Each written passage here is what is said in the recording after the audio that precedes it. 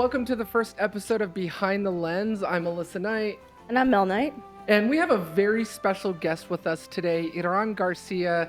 He's a film and television music composer whose work has been featured on CBS, NBC, Netflix, and also Dark Ops. He's a composer with Night Studios as well. And we wanted to have him as the guest on our inaugural episode today. So I'm honored to have him here today. He's not only a consummate professional who I really enjoy working with at Night Studios, but he's also a really good friend. And so I'm excited to introduce him to all of you. Iran, I won't hijack your introduction. Go ahead and tell the interwebs about yourself and tell us your story from when you were a little child all the way up until now.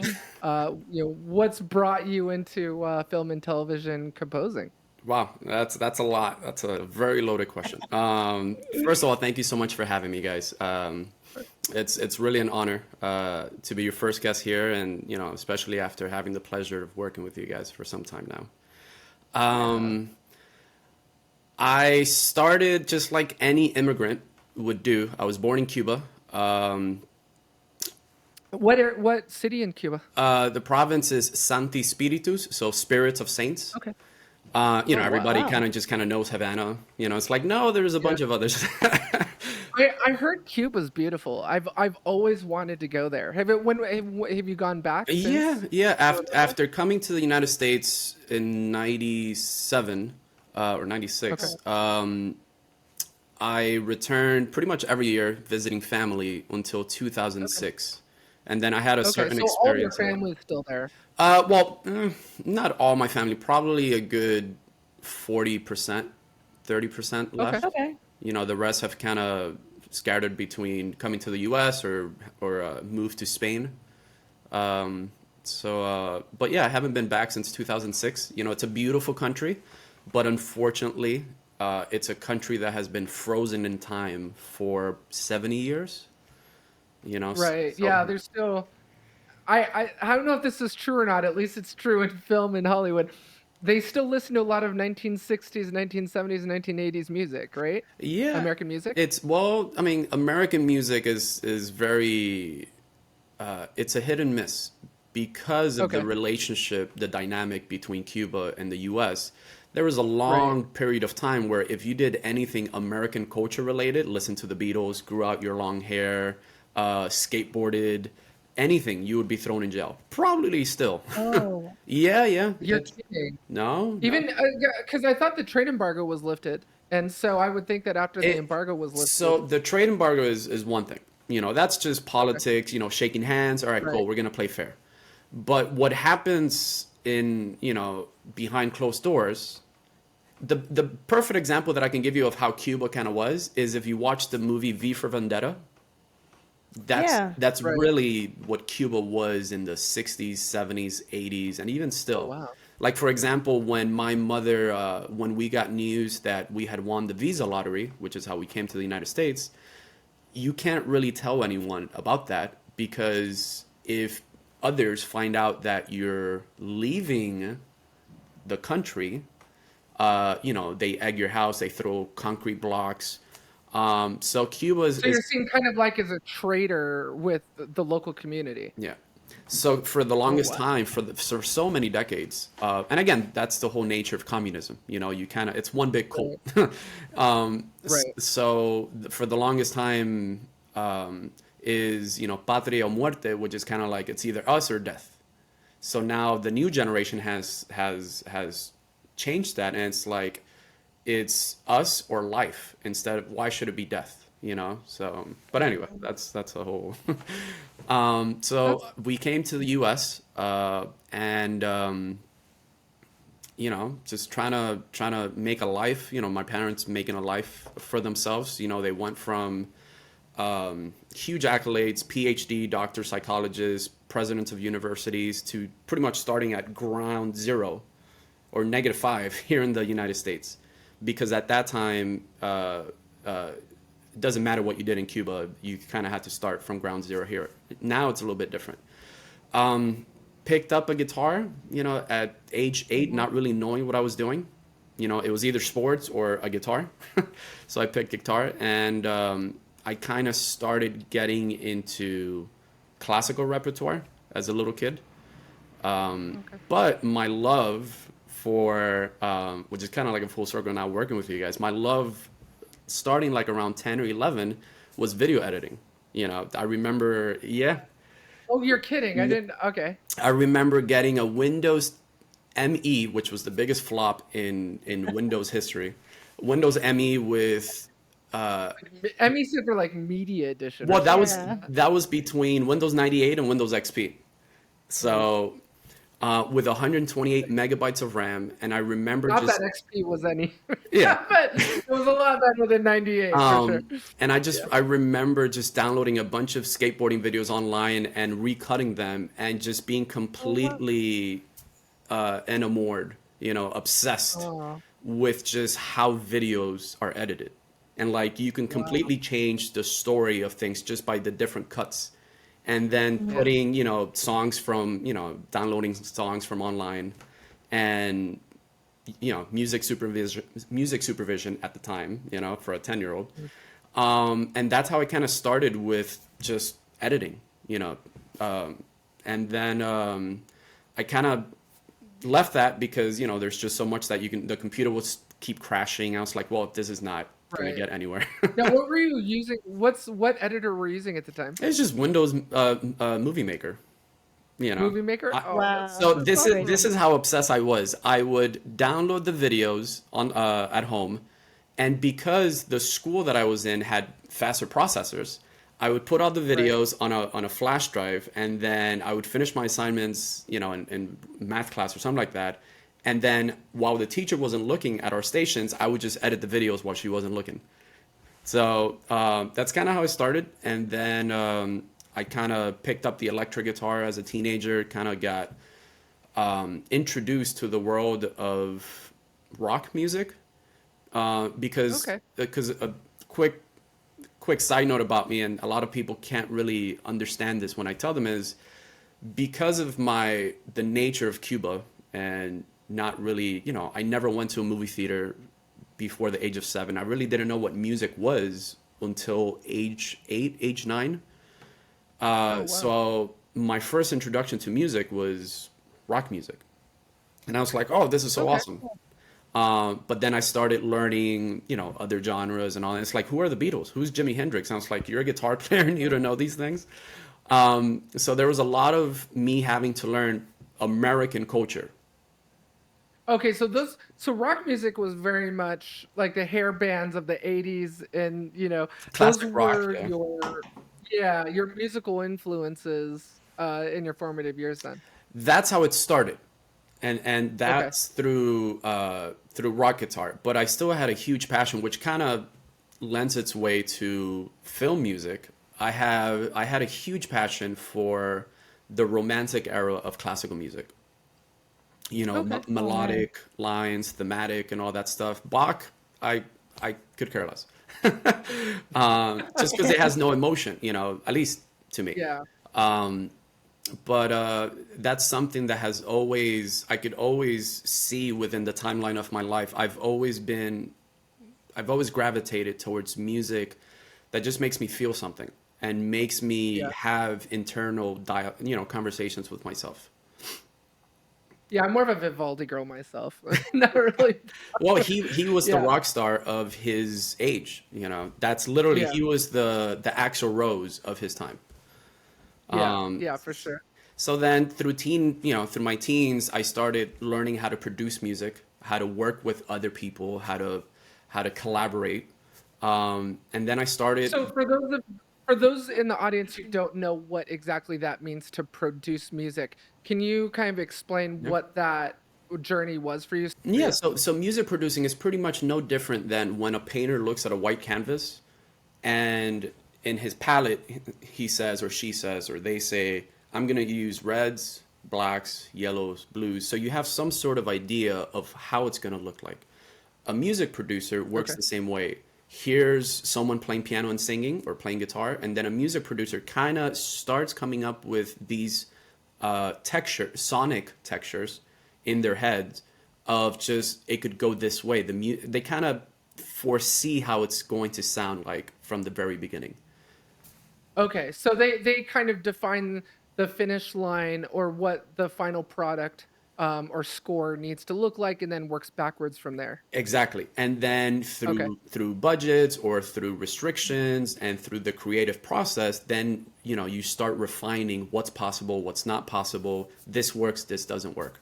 So that's pretty much how I started, just with bigger projects. Because before it was just me playing guitar, singing, and then now I was working with other singers and their vision of what their music should be, and I was just a small part in their music and just helping them get there.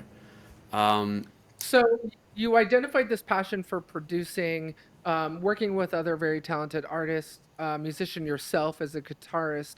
Um, what sort of brought you towards then in actually composing scores for films and TV shows? How did that sort of journey start for you?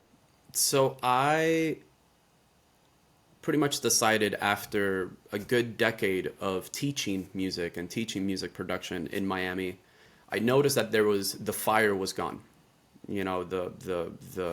The energy to just wanting to create, because that's really my passion, just creating. Within you, Yeah, the fire within you. the Oh fire, wow. yeah, and it's really like you wake up and you're inspired to just create.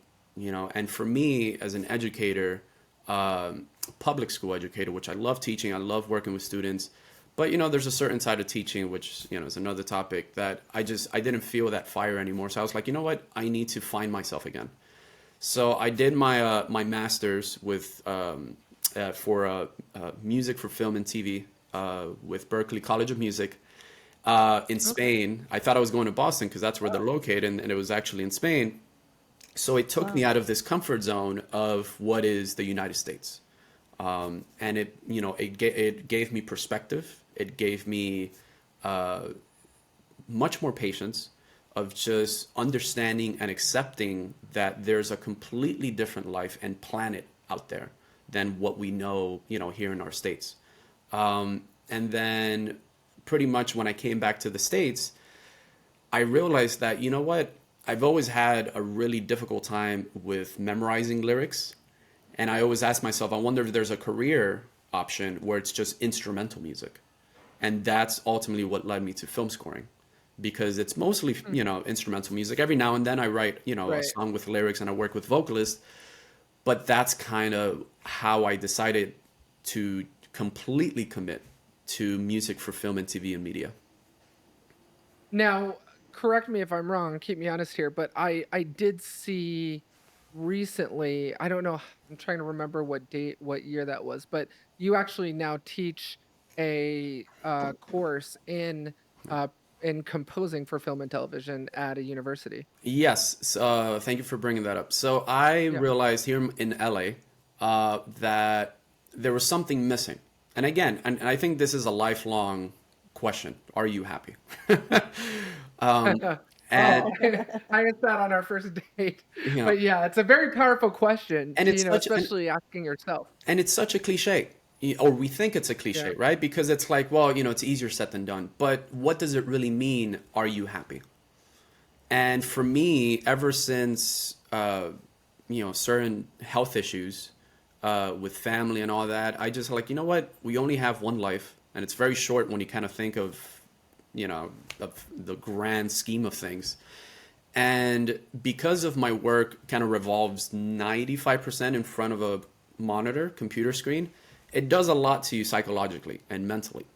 Right. Um, so I wanted to kind of balance that a little bit and put myself in a position where I can inspire again, educate, advocate, because I'm a huge, for mental health, that's something very big for me.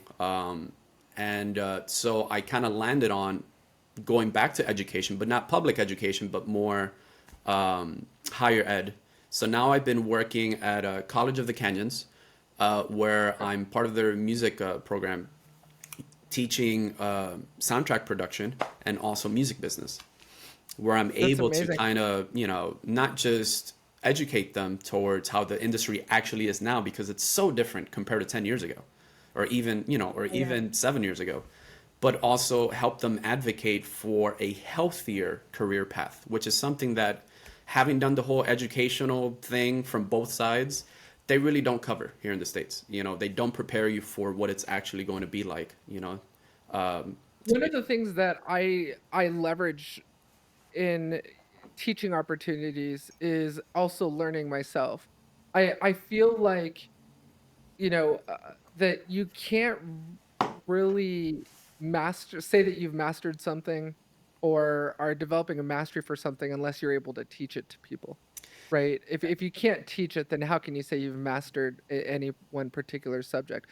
And one of the things that I really enjoy about teaching is the ability to take something that I don't really know much about and use that opportunity to learn it myself well enough to be able to teach it. So, is this also been not only just a learning opportunity for your students, but also a learning opportunity for you?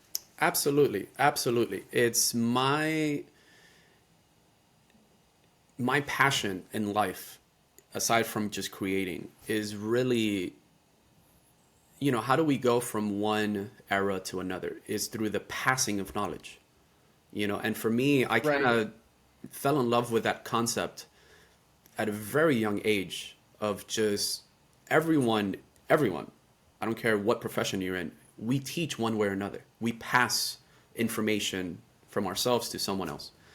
And I just fell in love with that. And if That's how you leave a true legacy is, something that will survive well beyond your time on Earth, Exactly, and that, replicating your knowledge into somebody else or creating future leaders, people that will absolutely. replace the road.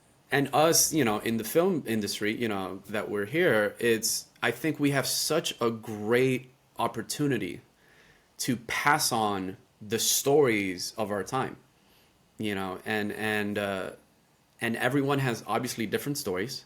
Everyone has been through different struggles. Everyone has a different take on how they feel it.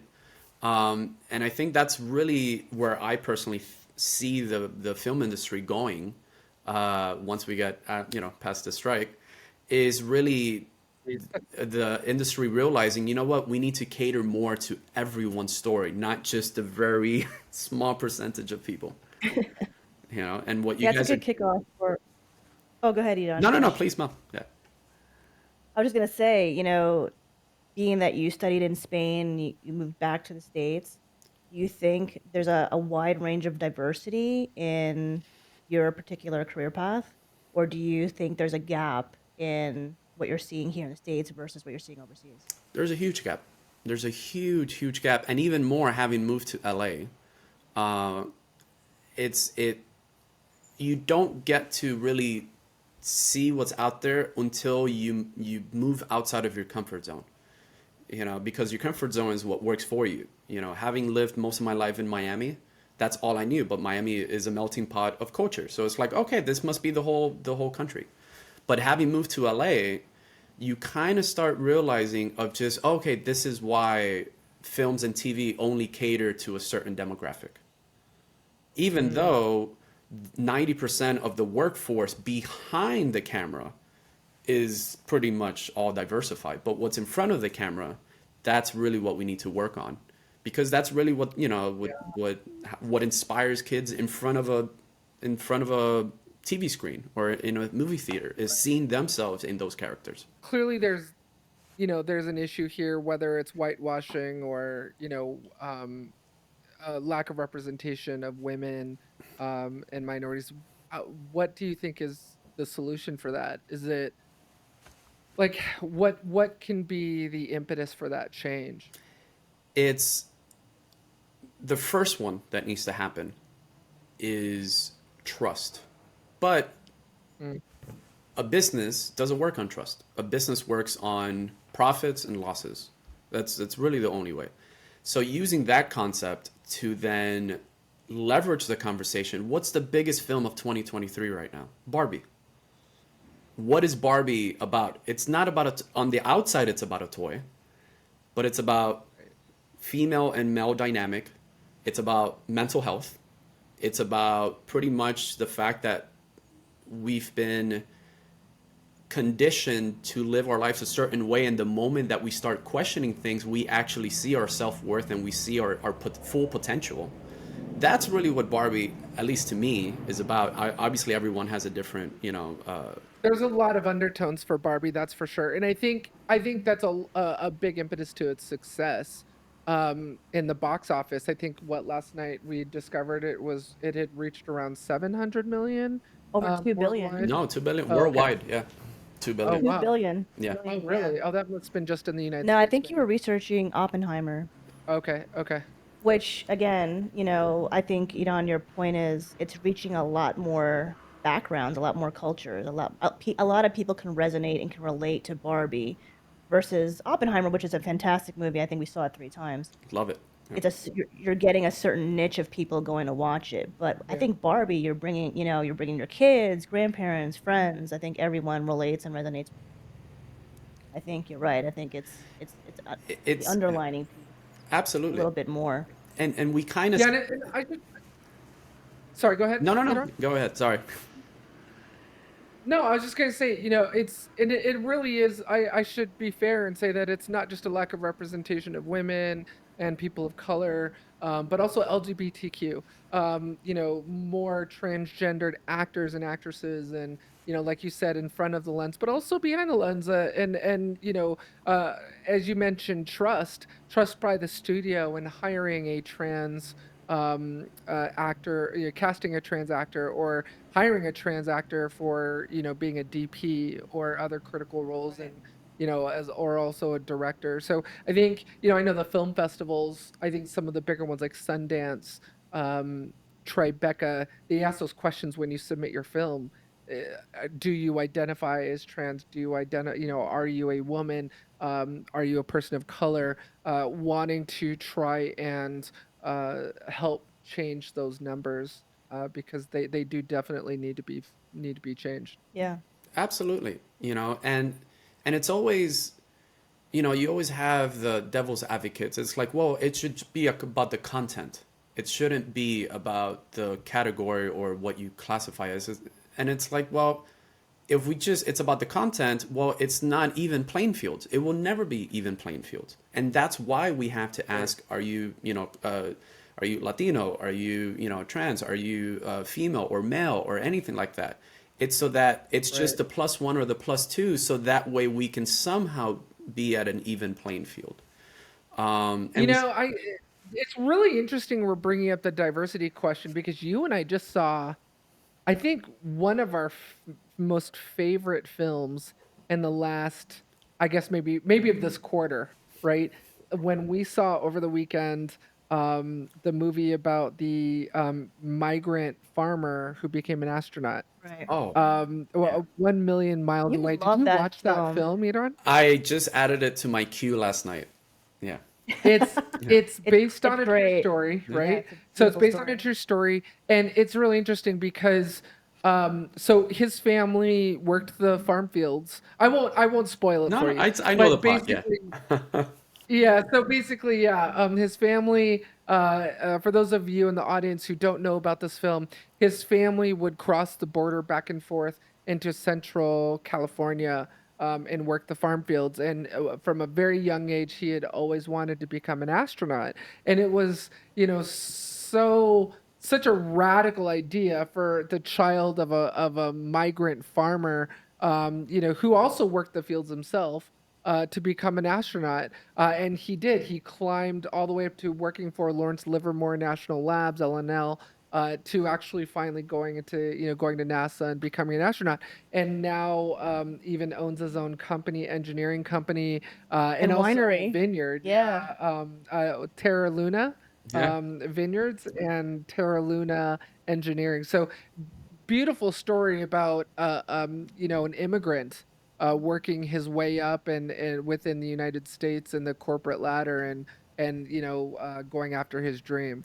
But yeah, it's very interesting that you bring that up. And that's really what it's all about. It's I always go back to this quote from A Knight's Tale. With Great movie, by the way. yeah, it's there was a certain line where it's like, you get to redefine your stars, meaning you get Yep. to redesign Yep. how we're born into this world. We have predetermined limitations, you know. Yeah, it's not about where you come from. It's where you want to go. Exactly. And then I love that about Night Still too. Yeah. through your hard work and through your dreams and aspirations, you get to redefine those stars. And that's really, I always get goosebumps about it because it's a very deep topic for me. Yeah. And it's just finding your ways to navigate through a marathon, because it really is a marathon. It's not a race. It's not a Yeah. it might feel like a race sometimes because social media shows us someone else is doing much better, yada yada yada, but it's really a marathon. There's no finish line. There's checkpoints, but there's no Yeah. congratulations, you've made it. You don't have to worry about anything else. It's Yeah. Yeah. I mean, you're the daughter of an immigrant. I'm also first generation immigrant. My mom immigrated from the Philippines. A lot of people don't know that about me, but also you're Greek as well, and so yeah. I mean, I think definitely hashtag more please on the immigrant success stories. And it's interesting that you did bring up not only just the fact that it needs to change in front of the camera and behind the camera, but also the content. I yeah, heard you say that as well, and I absolutely. would love to see more of those Yeah. success stories. And one last thing, it takes a very brave person to make that change. A lot of times people follow a path and they just want to be safe and secure, so they stay on that path, and it may not make them happy. Yeah, It just says, this is what I have to do to survive, but it takes a brave person to change that path and that course, yeah. And and learn I from it. shouldn't ignore your Ecuadorian side too, because you're Oh Greek and yeah, Ecuadorian. So yeah, equal and half. I was thinking of you as just Greek in my head for some reason. I don't know why. um But But but yeah, okay, go ahead, you don't. Yeah. no, those sacrifices that you touched up on, Mel, it's having gone. A lot of people don't realize that, creatives, most of us, we left a pretty comfortable career for passion of something else, yeah, and when you start as a creative, again, you start at rock bottom, at the very bottom, and it's like, man, how do I get back to where I was, living super comfortable, living a life that I just needed to work 20 more years, I could retire and live life, but nothing is guaranteed in this life. So, again, going back Exactly. to, are you happy? And do what yeah, makes you yeah. happy. And yeah, no, and you're right about leaving the comfort zone. I mean, Mel, you enjoyed a 20-year career in cybersecurity, and I was at about 23 years. Going on. Super comfortable. Yeah, Talk about super comfortable. comfortable. Yeah, I mean, I making almost $500,000 a year, and then starting over in Hollywood, and it's scary, and but at the same time, in order to change your stars, like you mentioned, you need to take risks, right? And a lot of the if you look at A Knight's Tale, you look at some of these other the story of A Million Miles Away. Yeah, Yeah, those are all risk takers. You yeah, are a risk taker. Your family is a risk taker. Our families are risk takers and immigrating to the United States. But I feel like there's really two types of people in this world. There's those who are afraid to take risks, and are comfortable with the status quo, Mhm. and comfortable in their life. It's like this is good enough. right. And then there's risk takers, who don't want this is good enough, who want to take that risk and know that something more, something bigger is out there for them. Absolutely. I couldn't have said it better. Completely agree. I couldn't have said it better. And for the longest time, especially in my 20s, I used to 100%. um, I used to be a little bit envious of those type of people that Oh, were just content and happy with everything's yeah. fine. I don't need to try more, because it's like you're not faced with every week wanting something different and pushing yourself, because with every push comes more consequences. And when you push the status quo within yourself, you're going into uncharted territory. So it's like, I wish I could just not have to think like that, because not obviously not everybody is wired the same. But, I think the beauty of life is coming to a point where you kind of understand who you are as a person, embrace who you are, and just, you know what? I just need to keep pushing forward, because if my family took themselves out of a huge comfort zone and sacrificed everything, why shouldn't I be able to do the same and just pass the Yeah. baton? That's a good And point. not just to my future family, but something that I'm deeply passionate about, of just pretty much dedicating my second half of life, is being that role model, hopefully, to kids that have the same background that I had, that they didn't come from a music family, artistic family, that don't really know what music or art is, but somehow find themselves being creative. That's the group of people that I want to devote my time and my life to. Because if I was able to learn that by myself and through the help of my mentors, I know that other people and other kids, other individuals may benefit from it as well. Oh, I couldn't say it better myself. Yeah, that's exactly what Alyssa and I also feel, and I think that's why we left our careers, or at least comfortable careers in cyber, to Yeah. go into Hollywood. But switching tracks a little bit, Iran, you have a very extensive, impressive background. What are some notable projects you worked on that you want to bring to the audience? I mean, it's a twofold question. So I've always wondered, because I know Alyssa has always been looking for composers and editors, and I always wondered, like, what attracted you to Night Studios? But before that, I want to talk about your background and some things you worked on. Sure, sure, absolutely. So looking back at the projects that just stick out, through the whole timeline, through the marathon, are really projects that, one, have pushed the envelope of just certain topics, certain conversations, and also have made me grow as a creative individual as well. And for the most part, those, like, three projects that just stick out. First was having the incredible opportunity to write a full album of music for ESPN.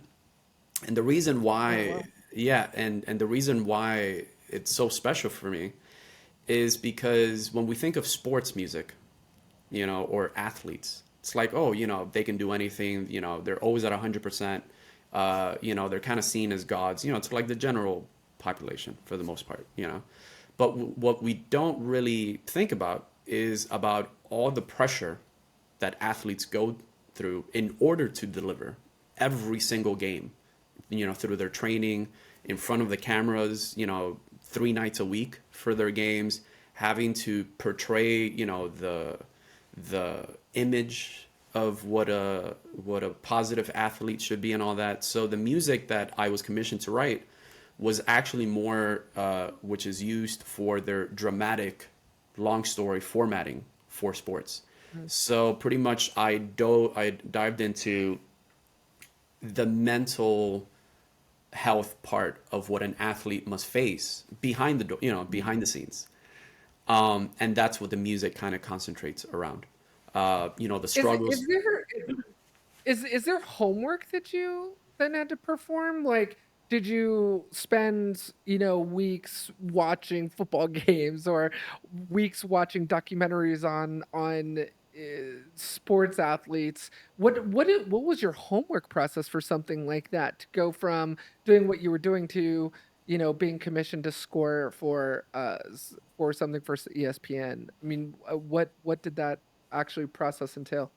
So it's a lot of research, and this is towards any music that I compose. There's the predetermined sound that the filmmaker would like to have, you know, Right. and then it's a process between combining that and then the creative part of how to make it sound authentic from, coming from me and resonating with the audience. So it's a three-part process. But for me, I remember most of my research was going on Google and going through mental health challenges that an athlete faces, Oh, wow. psychological effects that athletes go through, the physical challenges that an athlete might go through.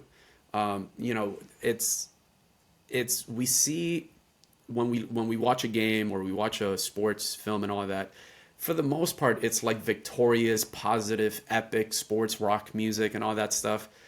But whose life is 100% that? No one's, you know. And I just wanted to give more of a authentic, realistic impression of what athletes also go through, you know, and so a little bit I more minimalistic. Yeah.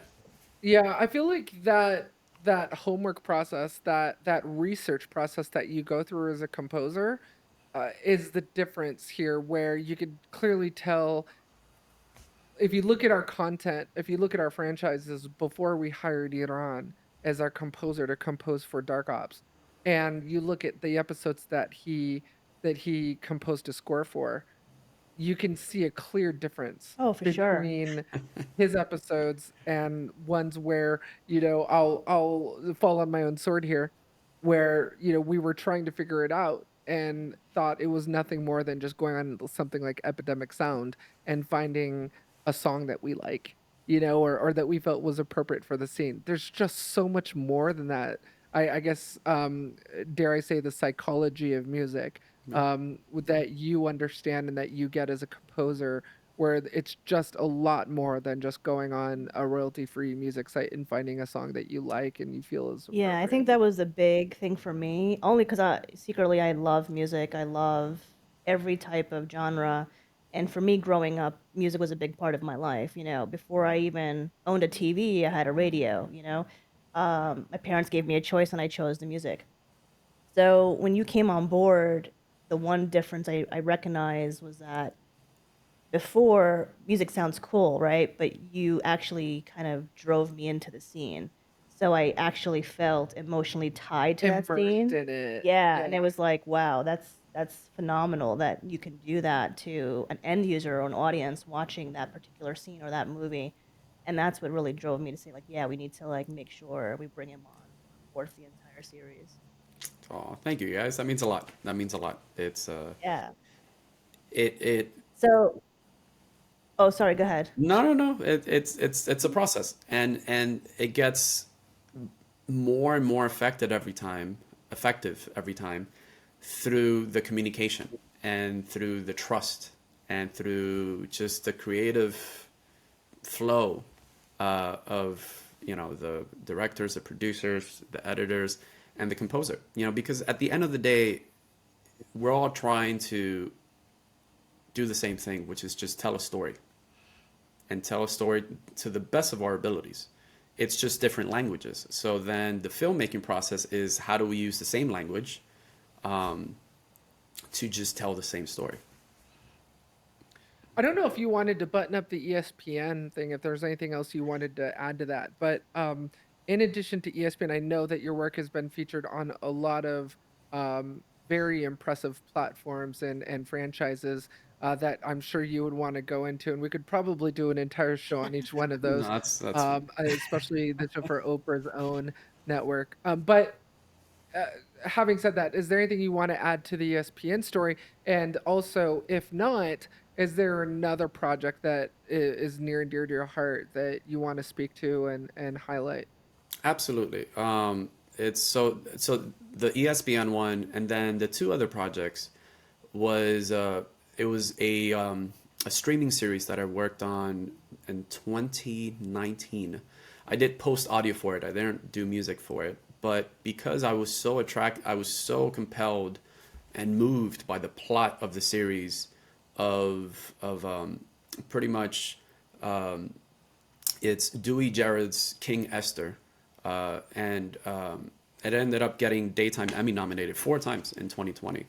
Oh, Um, wow. yeah, Oh, yeah, wow. which out of nowhere, but it just comes to show you that as long as you do your very best, you put your cards on the table, and you don't hold anything back, eventually that story is going to resonate with more people than if you kind of half-ass things, or you did, not your best, because you don't know where it's going to land. That's the beauty of filmmaking.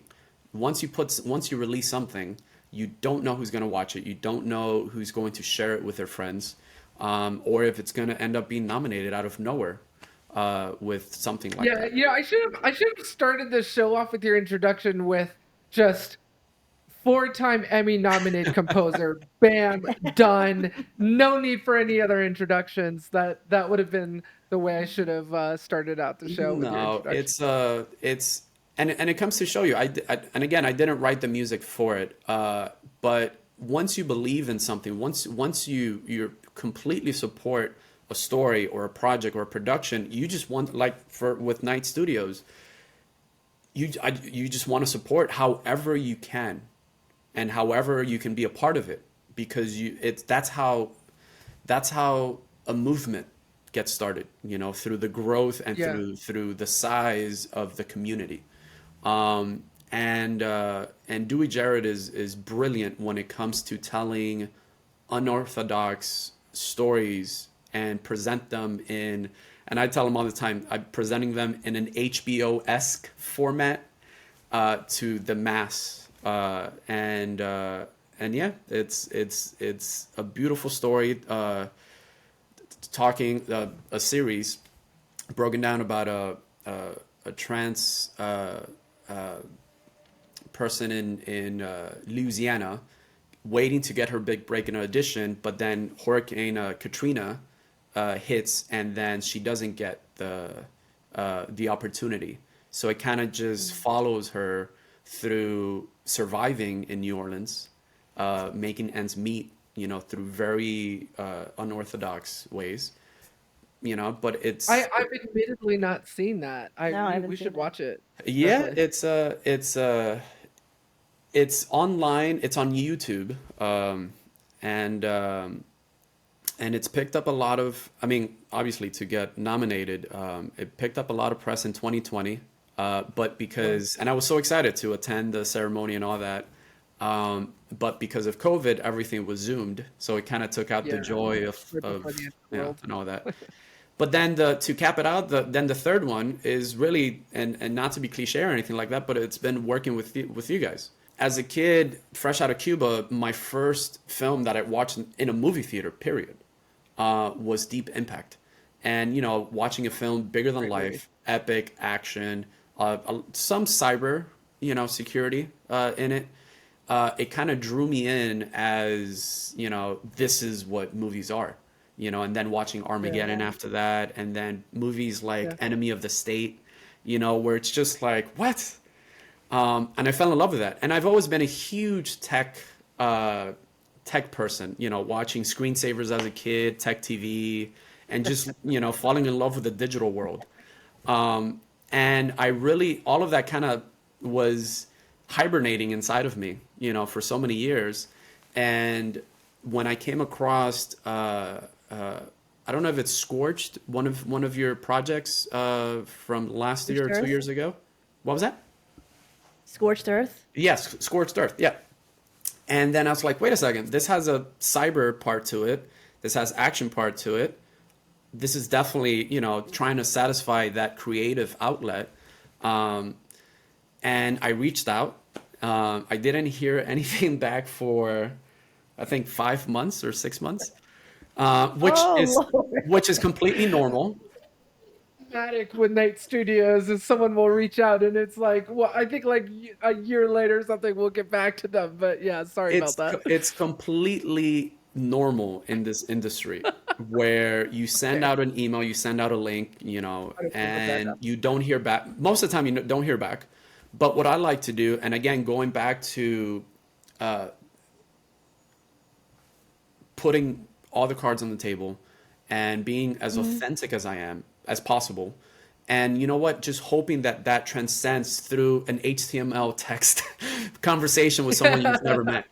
And that's something that I'm a huge believer of. Yeah, Love is obviously unquantifiable, but it transcends in ways that we don't know how it yeah. happens. Well, So this was their first time working on any kind of crime, any kind of episodic drama, procedural drama series, right?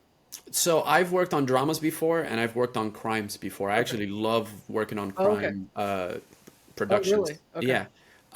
But the missing element, which kind of satisfied that kid, that 7-year-old kid sitting in a movie theater, was the cyber part. And Mm, for me, that yeah. was just like it checks all the boxes. And again, trying to be as authentic as I can be, which is really just the only way to grow as a creative. Is just you have to go on all cylinders. Don't hold back. Hmm. Yeah. And yeah, and you got back to me. Maybe not 6 months later. Let's just say four. Um, and and then it's like, oh, thanks for reaching out about this project, but we're actually working on something else. If you'd like to talk, and yeah, and from there, the rest is The history. rest is history. Yeah, it's funny that you bring that up because a lot of it always surprises me because it kind of catches me off guard because I've lived cyber has been pretty much my whole life. I got my first job in cybersecurity at like 19, and so it's been my whole life. It's 23 years later. So it always surprises me when I find out that somebody has an interest in doing something specific in the cyber genre, like Hill Harper, who approached us at DEF CON. I'm sure you've seen The Good Doctor, and Hill Harper is the chief of medicine. Okay. And we met him at DEF CON, which is an annual hacker conference that takes place in Las Vegas every year. And he walked up to us through a mutual friend, said he was interested in working on hacker genre style stuff. And here's a pretty well-known actor, in a successful series wanting to work with us simply just because we produce hacker genre content. So it's interesting that when you brought it up as well. It's really it's just that, and we hear sayings like art recognizes art and all that stuff, but Yeah. I always like pushing a little bit more of like authenticity recognizes authenticity, where it's having the pleasure of talking with you guys a lot about of where hacker productions and stories have been kind of just not 100% authentic in previous productions within the industry and all that stuff, and hearing how you guys want to actually show how it actually is and all that stuff. That's how we move that needle forward. That's how we actually showcase what it actually is, rather than showing this mythical world of what hacker movies and hacker communities are. Oh So yeah. Yeah, and I feel like a lot of people, and that's the thing, the scary thing about cyber and what we are dealing with in the world today with, ransomware taking hospitals offline and affecting human life and safety. We've had that baby that died Hmm. because of a ransomware attack on a hospital, and actually seeing people die from cyber attacks now, where people do think, a lot of it is just myth or not based on reality, and a lot of our episodes are based on true Driven. stories.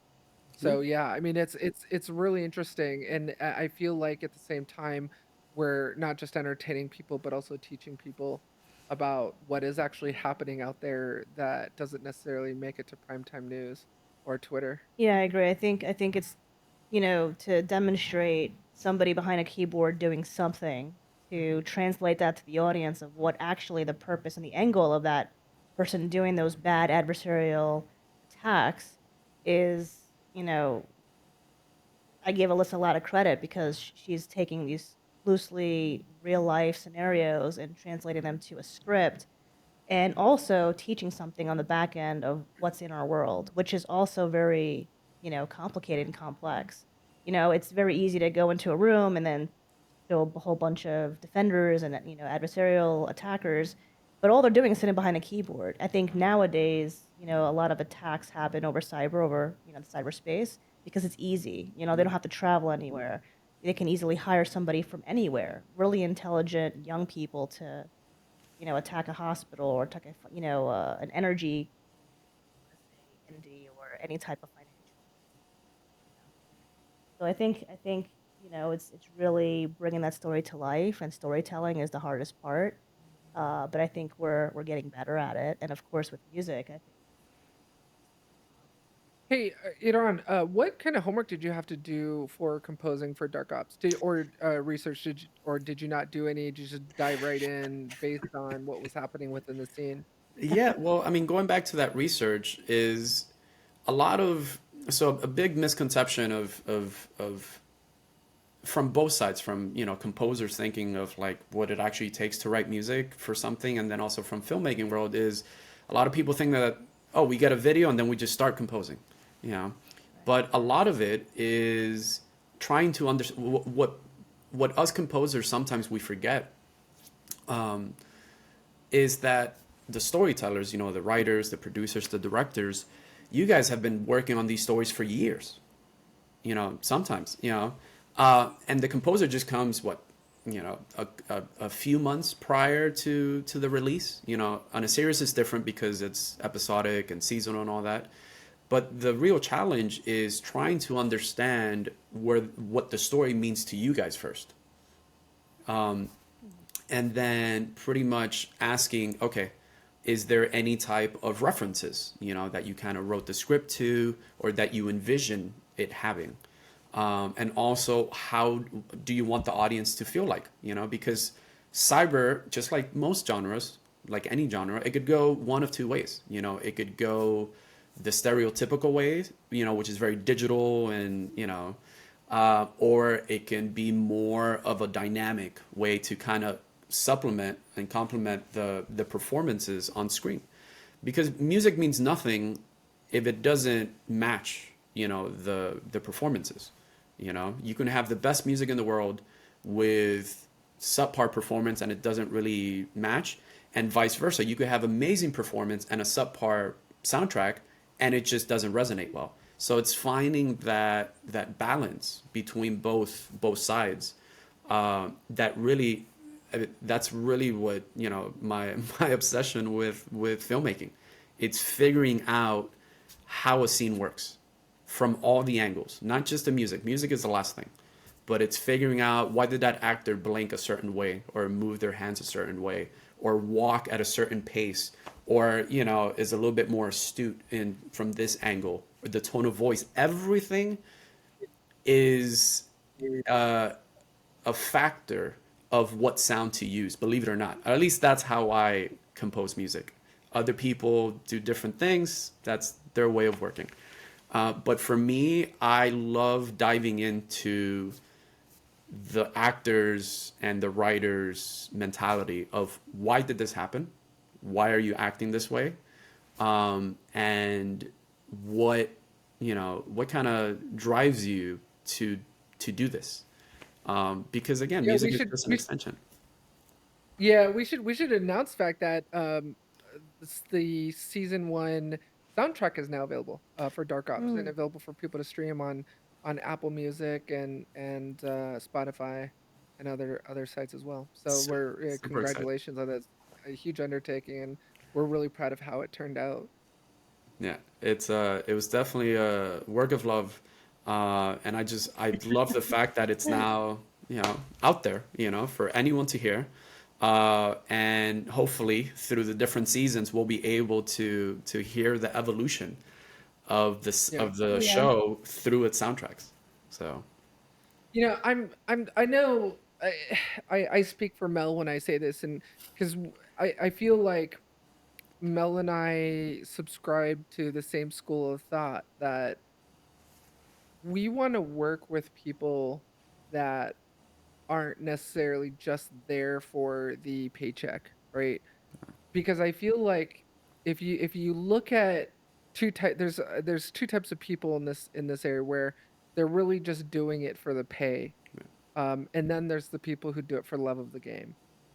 And I feel like the the work there's a stark difference between the people that are doing it for the check and the people that are doing it for love of the game. And I feel like the people that are doing it for the love of it, that their work speaks volumes, and there's a night and day difference between what you get as an output from that person, from that creative who's doing it just simply because they love doing it. And I feel like that was one of the things that really resonated with both Mel and I when we first met you.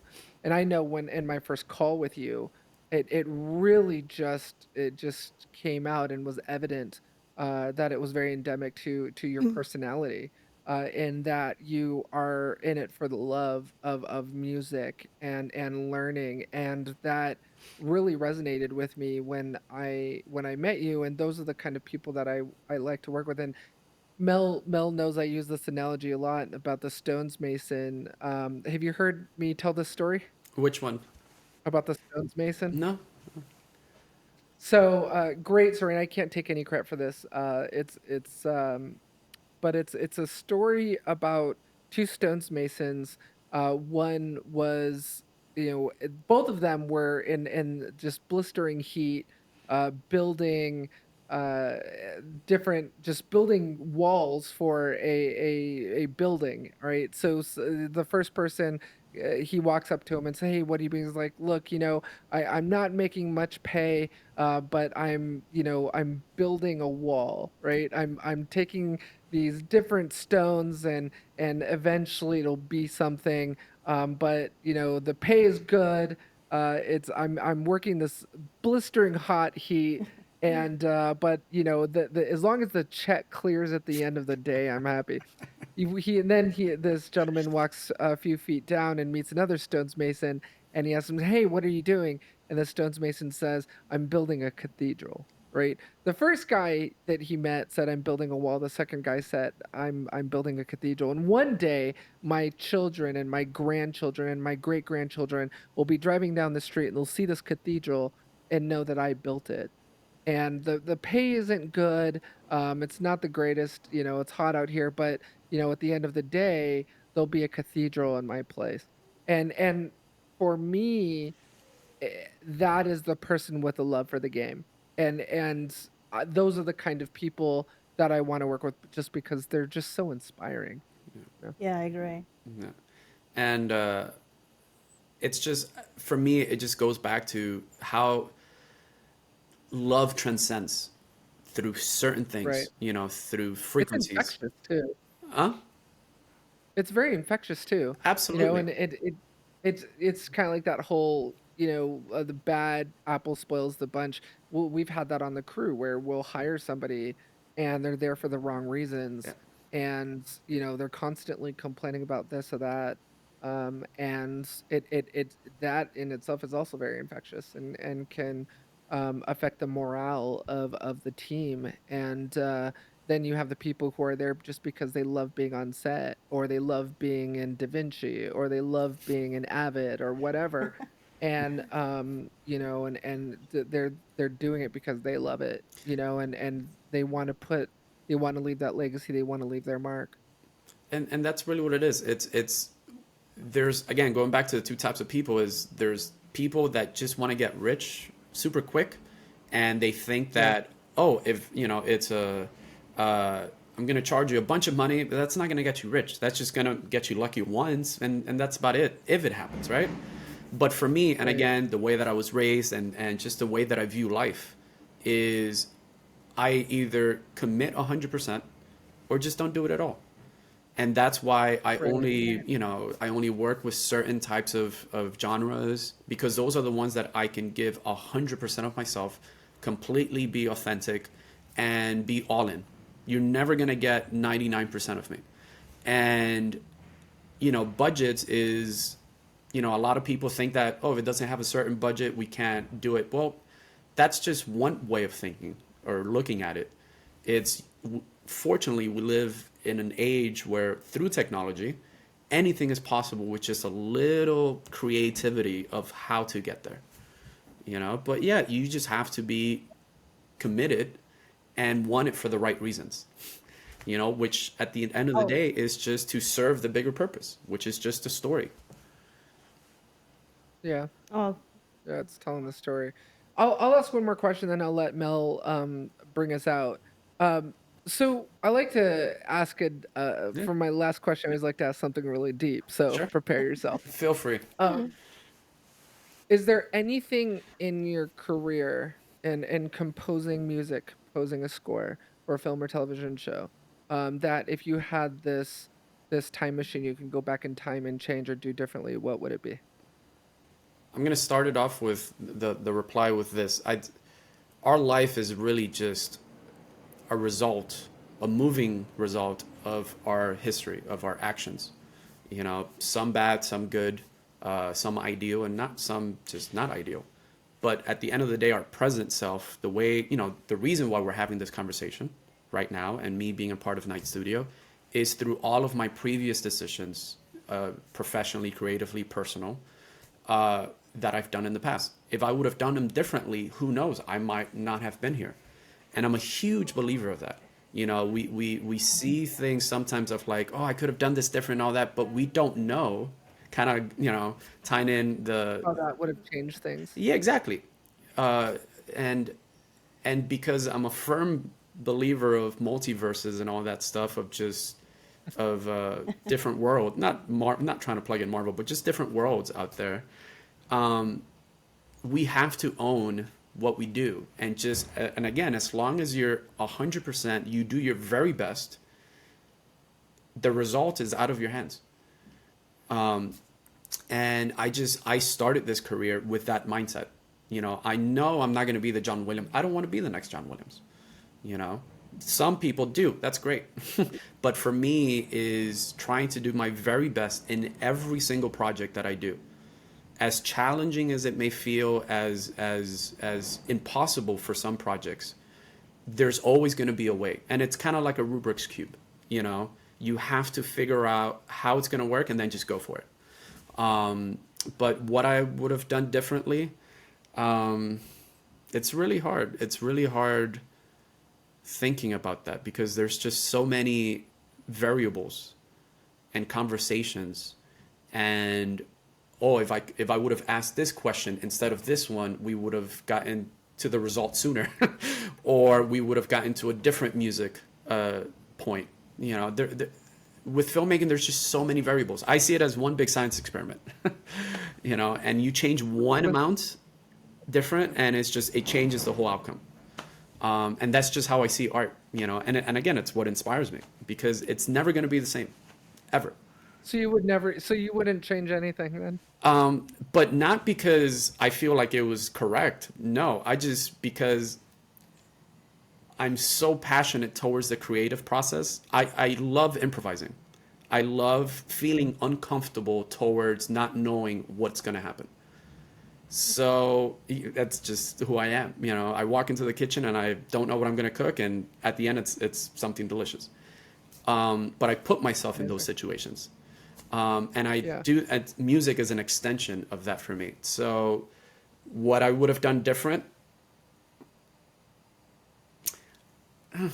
this might be out of my control, but because we live in such a digital world, I wish I can just have more face-to-face interactions with my collaborators.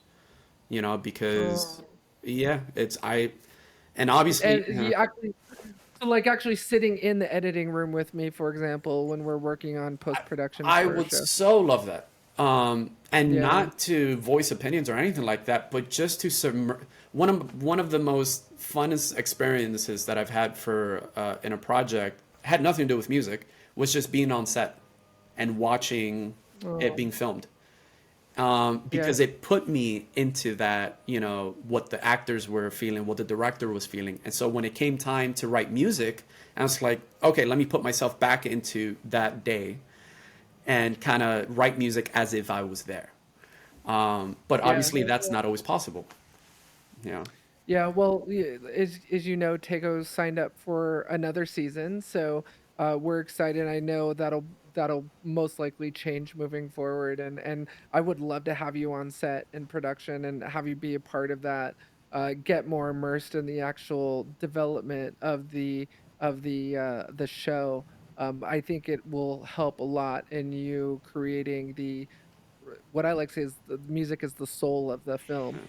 So being part of that action and as it's being produced, as it's being developed, I think is important. Yeah, and we actually see that example in a lot of films in history, where the composer was on set, or the director had some music from the composer playing on set as the actors were performing, and it completely changes the result. You know, Who's the composer on Jaws? Is that Hans Zimmer? Jaws, that's John Williams. John Williams. He was on set, wasn't he? I thought we watched a BTS interview might where he have said that John Williams was on set. Could have been, yeah, could have been, yeah. Yeah, yeah. But no, I agree with that. Mel, do you want to take Close us out? out? To close us Yeah, out? With the final question? I don't have any questions. I think we've answered all the. I mean, you gave the Yeah. deep question. No, we wanted to thank you for, coming on to our first episode, our inaugural episode to Behind the Lens, and want to give you an opportunity to give a plug to where people can get in touch with you if they want to ask questions or collaborate. So where can people find you on social media? On social media, it's I'm mostly on Instagram nowadays. On just Iran Garcia composer. You can find me on Facebook as well. Installed, deleted TikTok about 10 times. I can't figure it out. And I want to watch dancing videos all day. Anyway, I just can't. I'm trying to take myself out of all this social media, but I still need it for work. But you can find my music on Spotify, Apple Music, anywhere you listen to music. You can find my email, simple Google search. Not too many Iran Garcias out there. And it's been such a pleasure just being here with you guys, just talking about you. I love talking with you guys. Yeah, we do too. We really appreciate you, I love and talking to you. have a great deal of respect for you as a creator and composer, and we're so glad to have you part of the studio. And we're excited for the next season of Dark Ops with you. I think there's nothing but amazing things coming Excited. together in this collab. I cannot wait. Pushing that envelope further and further. Awesome. Well, thank you everyone for joining us today as well. We will be putting links to Iran Garcia's websites and social media in the description, and also we'll link to the soundtrack for season 1 of Dark Ops. So if any of you want to go check that out, it's available for free on Apple Music, Spotify as well, and several other sites. I can't remember what the main landing page is that you had created for it, that link to all the places you can stream it. What was it called? That's way too long. DistroKid, which is the music. DistroKid. Music Boy or Distro Boy or something like that. Yeah, it's on DistroKid as well. So thank you very much, Iran, for joining us, and we look forward to seeing all of you in the next episode. Take care. Bye-bye.